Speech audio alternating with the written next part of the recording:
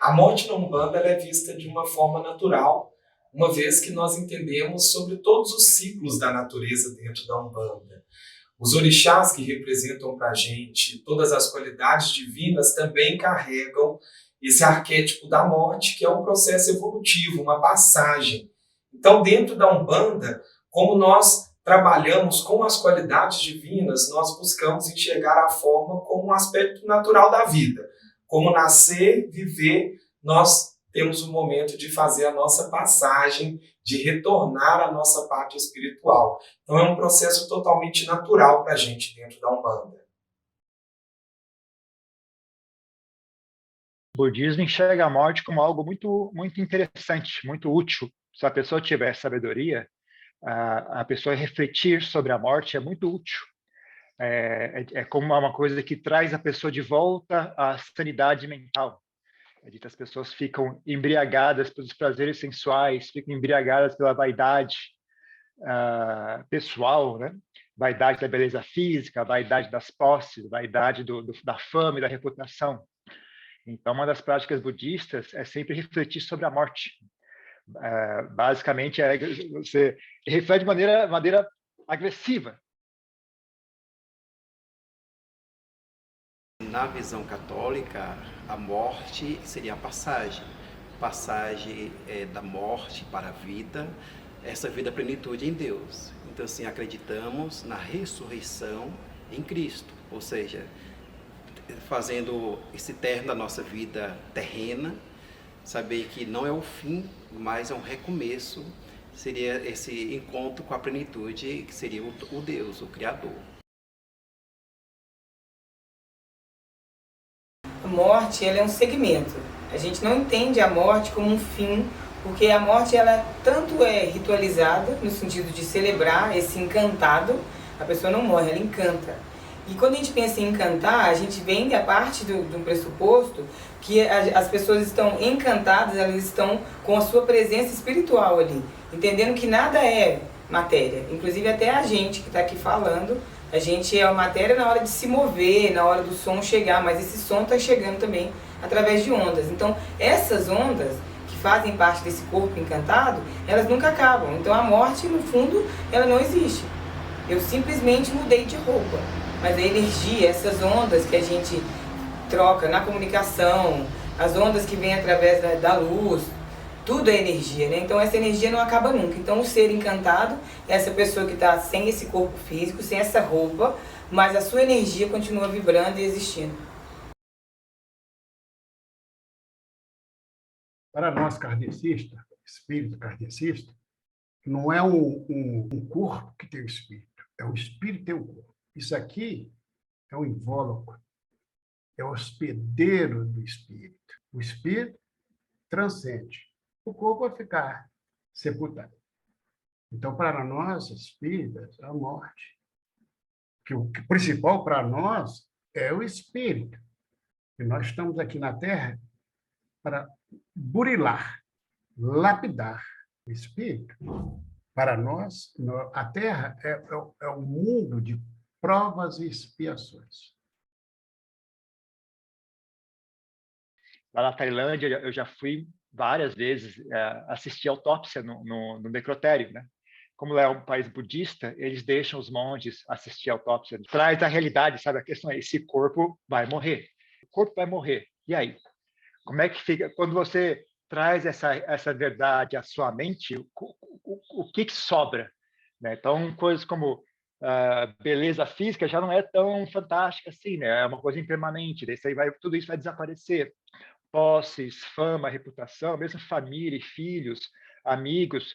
No final, tudo isso você vai ter que separar de tudo isso. Né? Então, o que tem, né? O que sobra de verdadeiro da sua experiência de vida que quando você põe a sua vida perante a verdade? Né? Quando você compara a sua vida com a realidade, o que é que persiste, o que é que cai por terra? Não, aquilo que caiu por terra são ilusões. São coisas que não são firmes e verdadeiras. Né? As pessoas têm medo de conversar e falar sobre tudo que nós desconhecemos.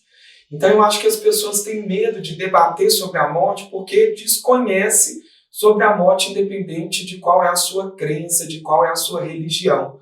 A questão é não ter este preconceito de falar sobre um aspecto natural da vida, que é o morrer.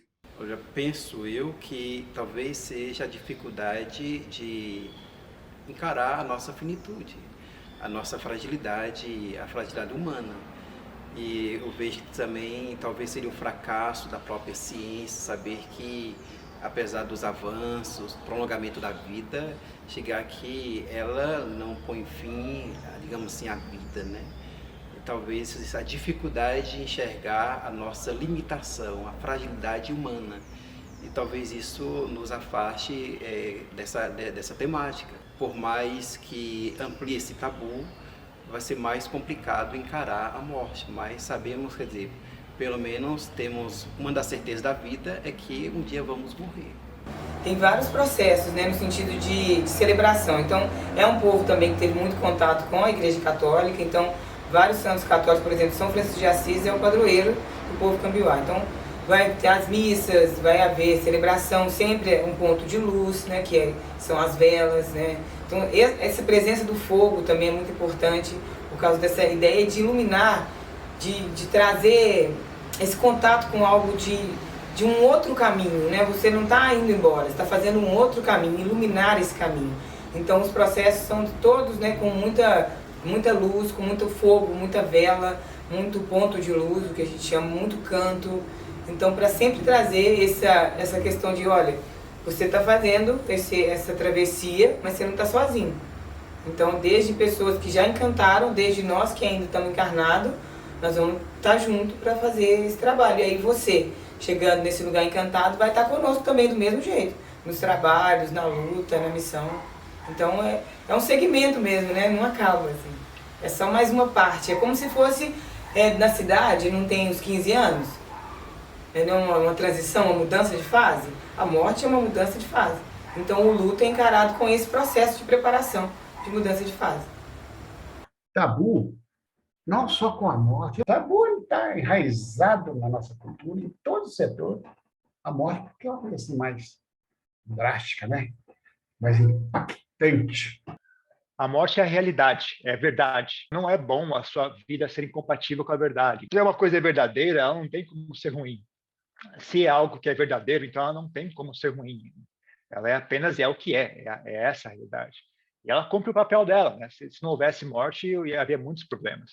E, na verdade, a morte é apenas outra faceta da moeda, né? Então, as pessoas tomam deleite em nascimento e têm aversão à morte. Mas, na verdade, a causa da morte é o nascimento. As pessoas nascem, portanto, elas estão imediatamente condenadas à morte. No momento que você nasceu, você está imediatamente condenado à morte. Mas o reverso também é verdade. Né? A morte é a causa do nascimento.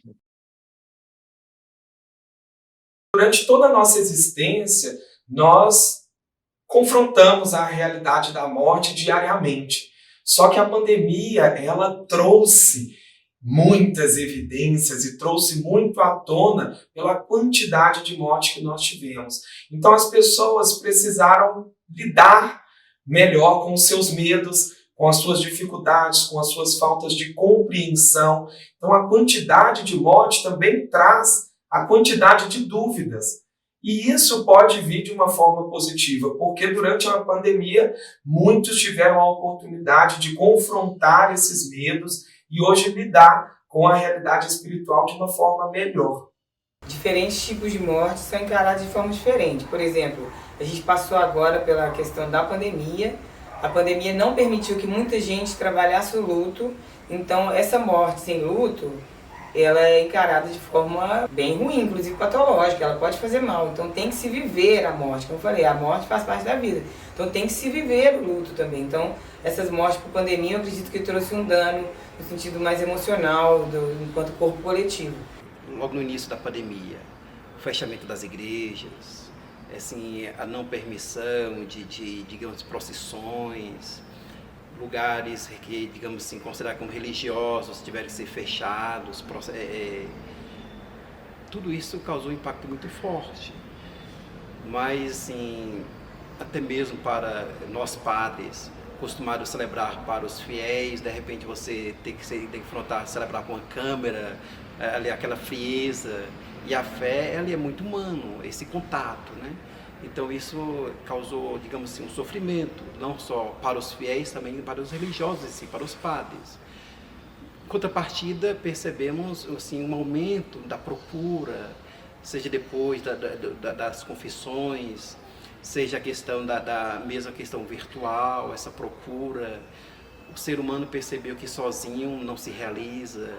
Então, assim, diante também da proximidade da morte, o sofrimento de tantas pessoas, isso despertou mais esse lado mais religioso. Normalmente os praiás, que são os homens de Caruá, né, que são aquela roupa tradicional, eles fazem o cortejo, levam cantando, tocando maracá, tocando também as flautas, né, de bambu, o próprio pifo também, e fazem um cortejo celebrando, porque a morte ela não é mais do que uma parte da vida. Só sabe o que é a morte quem viveu de verdade. Então a própria morte ela é celebrada também. Então não é algo que vai fazer, por exemplo, uma gente de preto, né, andando atrás, não. Vai ser festejo, entendendo que para se morrer tem que estar vivo. E para celebrar essa morte tem que ter vivido plenamente. Então a morte é uma etapa da vida. Quando vai celebrar essa etapa da vida, normalmente os que já tocavam o toré, que já eram mestres, que já faziam também, já participavam em vida desse ritual, esse ritual vai continuar, essa celebração vai continuar, como um segmento mesmo. Pensamento e falar são energias que plasma. Você falou alguma coisa, vamos supor, de mal para uma pessoa, a palavra, ela tem energia, ela plasma. E você sabe que 3 coisas não voltam nunca mais. A palavra dita, a pedra tirada, o pensamento. Nós temos um ritual. Como nós acreditamos nos orixás, nós temos a crença nos orixás, nós passamos por todo um ritual de limpeza, de consagração, de aberturas de portais, de orações, para que a gente possa interceder por esse espírito que fazia parte, né, que faz parte da Umbanda, não só aqui na manifestação da Umbanda na Terra, mas também no plano espiritual. Então esse corpo físico ele é preparado para essa passagem para o plano espiritual. Temos a celebração chamada exéquias, ou encomendação, né? O mais comum, conhecido, seria a missa sétimo dia, uma oportunidade em que as famílias se reúnem para também louvar a Deus pela vida daquele ente querido e, sobretudo, ali entregar, confiar nas mãos do Criador. Seria um louvor a Deus pela vida da pessoa, também uma oportunidade de rever a sua própria vida, porque ninguém celebra, digamos assim, nós participamos da morte do outro. Nós conhecemos a morte a partir do outro, né? Nesse sentido. Esse ritual seria exéquias ou encomendação, também aquilo que nós conhecemos como missa sétimo dia. Sétimo dia também recordando o dia que o nosso Deus criou tudo e descansou, né? Como também uma oportunidade de reunir ali os familiares para agradecer e louvar a Deus pelo aquele ente querido que nos deixa, que parte, mas que permanece sempre presente no coração das pessoas. Geralmente eles têm essa tradição, né, de fazer atos de caridade e oferecer os méritos àqueles que já morreram, né? Caso eles tenham renascido como fantasmas, né, que você receba o mérito dessa ação, né, para ajudar eles a encontrar um novo nascimento mais agradável, né? Então, mesmo as pessoas, mesmo essa questão da morte, você, mesmo quando uma pessoa morre, você ainda pode usar isso como treinamento para a sua própria mente, né? A Umbanda acredita na reencarnação.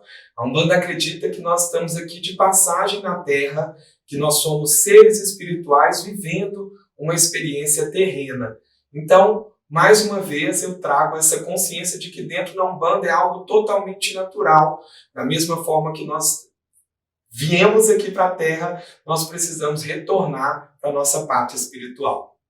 O que lidera esse processo é a sua mente, né? É ela que determina o que vai acontecer.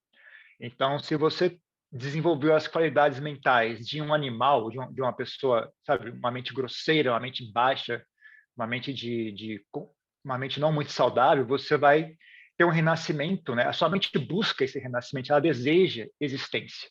Não é uma força exterior que determina onde você vai nascer, não tem ninguém ali com uma agenda falando, você vai para cá, você vai para lá. Então, se sua mente tem inclinações, dependendo do tipo de inclinação que ela tem, ela vai achar mais divertido, ela vai achar mais atraente um renascimento de animal, ela vai achar mais atraente um nascimento humano. Um nascimento humano em que tipo de sociedade? Depende da sua mente também. Que tipo de coisa que você se sente atraída por? Que tipo de pessoas te atraem? Olha, é uma temática difícil, porque o ser humano está marcado pelo tempo e pelo espaço, né? Então, assim, é difícil você, por mais que queira explicar, vai ser sempre um mistério. Mas, assim, mas apesar da dificuldade de aceitar e até mesmo de você tentar explicar esse mistério, é esperança. A morte é que a morte não existe. A morte do corpo físico é uma coisa. É uma coisa. Mas o espírito não morre. Ele vai, né, se aperfeiçoando. E a outra coisa também, você quando dorme, nós estamos ligados com um cordão de prata que nosso espírito, ele desliga à noite. Por exemplo, às vezes você vê alguma coisa, passa num lugar, você fala assim, puxa vida, parece que eu já passei aqui. Então, as diferentes tipos de morte, elas trazem peso diferente porque elas trazem uma outra conotação, que é essa não conotação de festejo, como por exemplo da autoextermínio. Do autoextermínio, do encerramento da vida por um sofrimento, aquele sofrimento ele vai ficar ainda trazendo essa energia de dor. Então é por isso que para poder morrer você tem que estar vivo. Você não pode estar morto em vida, como alguém que está sofrendo de uma doença emocional, mental, ou até psicossomática também, que está com uma depressão e acaba culminando no autoextermínio. A pessoa já está morta em vida. Ali ela só deu fim às vias de fato. E é por isso que a gente tem que cuidar da morte enquanto a gente está vivo. Para que a morte não seja mais um processo de prolongamento da dor. Para que a morte seja de fato uma celebração. E a gente tem infelizmente os dados em que dentro dos povos indígenas o suicídio é 3 vezes maior do que entre não indígenas. E isso tem muito a ver com o contexto social. A gente entende que o nosso coletivo diz muito de como a gente está. O nosso meio diz muito de nós enquanto indivíduos. Nós somos corpos coletivos, né? Então, quando o território está sendo ameaçado, invasão, empobrecimento, fome, grilagem, a gente tem aí todos os invasores até da fé mesmo, da espiritualidade, negando que a gente possa ter a nossa própria forma de ver o mundo. Isso vai trazendo adoecimento e o autoextermínio acontece. E o autoextermínio, quando ele acontece, ele não é uma morte celebrada. Porque a gente entende que aquilo é uma continuação da vida em sofrimento. Porque ninguém tira a sua vida porque está feliz, é porque está em sofrimento. E aquele sofrimento com a morte, ele não vai ser sanado. Ele vai ter continuidade, né? Então, é bem importante a gente viver para poder morrer. Para nós kardecistas é o seguinte, você, primeiro, igual eu falei, você não tem direito de se matar. Você não tem direito, porque a obra de Deus, a coisa mais perfeita que Deus fez foi o nosso corpo, para agasalhar o espírito, né? Por exemplo, a pessoa suicida, cometeu suicídio. Imediatamente ele é levado para o que nós chamamos, cada um chama de um jeito, nós espíritos chamamos de umbral. Umbral é um lugar que recebe os suicidas. Vou abrir um parênteses aqui. E quem cuida do umbral é a Virgem Maria. Então, esse lugar umbral, é a coisa mais feia, mais dolorosa que tem. Por exemplo, se o cara dá um tiro no ouvido, ele quando desperta no plano espiritual, no umbral, aquele tiro no ouvido é direto. Ele fica escutando aquilo direto, viu? É muito sofrimento. Muito sofrimento. Porém, Deus, na sua infinita bondade, dependendo desse suicida, dá uma chance. Porque vai depender dele, né? Mas o umbral é uma coisa terrível. Quem tem direito, entendeu, de suicidar? Então, o problema do suicídio não é o ato do suicídio. O problema do suicídio é 99,9% das pessoas que cometem suicídio por raiva, por rancor, por ódio, por desejo de vingança, desejo de ofender os outros, ou por desespero, por sabe, depressão, melancolia, todos os estados mentais negativos. Então, quando a pessoa morre com a mente obcecada por esses estados mentais, quase certeza que não vai ser um bom renascimento. Então, não vai dar muito certo. Né? As pessoas morrem querendo, ou, por exemplo, pessoas que estão com muito sofrimento, né? Elas morrem querendo encerrar aquele sofrimento, mas, na verdade, elas apenas dão início a um novo ciclo de ainda mais sofrimento do que antes. Né? Então, não dá muito certo, infelizmente. Né? Mas não é o ato em si, viu? O corpo é seu, você faz o que você quiser, o problema é seu. Agora, o problema é o estado mental que leva a pessoa a cometer o suicídio, em geral, não é um bom estado mental. Realmente, muitas pessoas, quando procuram o tarô e cai a carta da morte, elas já logo se assustam quando veem a figura da morte no tarô. Só que como o tarô também tem essa visão da natureza divina, a morte no tarô, ela inclusive é uma das melhores cartas, porque ela representa o nosso ciclo de renascimento. Então, assim como na Umbanda, morrer não é o fim, a vida após a vida, no tarô também, a morte é encerrar um ciclo para recomeçar, renascer, transformar e trazer um novo aspecto para as nossas vidas. Também o budismo associado a isso tem a crença em renascimento, né, em karma, em renascimento. Então, é importante, né, o que você faz no dia a dia é muito importante. Você não pode ser negligente, você não pode ser uma pessoa descuidada. Você tem que ter muito cuidado com a sua vida, o que você faz tem que ser feito com atenção e propósito, né? Pensando sempre, né? Você pode morrer a qualquer momento. Então, você tem que sempre viver a sua vida como se fosse o último momento da sua vida, sabe? Sempre fazendo o máximo possível, né? De maneira mais auspiciosa possível, né? Esperança. Esperança, eu acho que isso deveria ser o que deve nos carregar a todos, né? Saber que a morte, por mais que seja um tabu, dificuldade de se lidar, mas todos nós iremos passar por isso, né? Então, diante da morte, não cabe ter o desespero, ainda que a dor chegue ao coração, ainda que cada um viva de forma diferente o seu luto, mas não perder a esperança, porque seríamos a pior das criaturas se não pudéssemos acreditar em uma vida, em uma continuidade, né? Saber que não se acaba com o último respiro, pelo contrário, é um recomeço, uma plenitude. E repito a oração dos fiéis defuntos, né? Aos que a certeza da morte entristece, a esperança da ressurreição os consola. Então é na esperança da ressurreição que se dá em Cristo Jesus. Celebrar a morte no sentido assim da vida em plenitude. A vida que vence a morte. Ser bom por ser bom. Ser bom para você. Isso tem relacionamento com a morte. Se uma morte ser traumática, sofrida, você ter um desencarne tranquilo, entendeu? Seu coração está todo iluminado. E ele pode se iluminar. Fácil. Não é difícil. Então, a morte, para nós espíritos, realmente não existe. Eu acho que o senhor deixar uma dica, tipo, para nós, sabe? Pensando que a gente está aí em risco de iminência de um fim da humanidade, né? A humanidade está doente, e a humanidade está doente porque nós, indivíduos, também estamos doentes, né? A gente vê, a Mãe Terra, ela não está aguentando mais a gente. A gente está...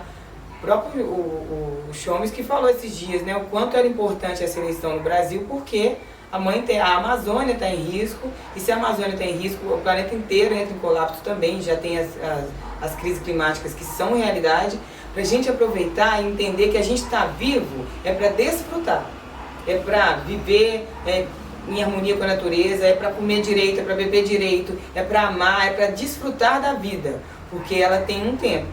E para a gente desfrutar da vida, a Mãe Terra tem que estar viva. Então a gente tem que pensar que tem gente que morre em vida e tem gente que vive morrendo. Então o que a gente tem que fazer? Entender que na hora que a gente nasceu, a gente já está morrendo, que a gente nasce chorando, né, à toa, né? Primeiro, inspira, né, e chora na primeira respirada que dá. Então, entender que a morte também é uma inspirada e uma respirada, é a última expirada, né? A gente nasce inspirando e morre expirando, para que esse expirar seja com muita sabedoria, que a gente fala, olha, fiz o que eu podia, cuidei da Mãe Terra, deixei bons caminhos pela frente e eu fiz o que eu pude. Então, que esse expirar seja que a gente fala assim, nossa, tô tranquilo, eu vivi, eu posso morrer, sabe? E não que a gente fale assim, nossa, deixei tudo mal acabado, não fiz o meu papel, ajudei foi destruir, ajudei foi a deixar com que a Terra tivesse menos tempo. Então que a gente possa assumir que é nosso papel agora, contemporâneos, mudar essa realidade para frente. E viver, né? Então, a intolerância religiosa ela tem duas fontes básicas de origem. A primeira delas é, de fato, o desconhecimento. Isto é, a pessoa, porque ela desconhece, ela supõe que o outro seja estranho, equivocado e até inferior àquele tipo de percepção que ela tem. Portanto, a ignorância é uma das fontes. Mas há uma segunda fonte, que é a crença exclusiva na sua própria forma de pensar e achar que aquilo que está fora do que eu penso não tem validade alguma e que eu nem preciso conhecer aquilo que o outro pensa.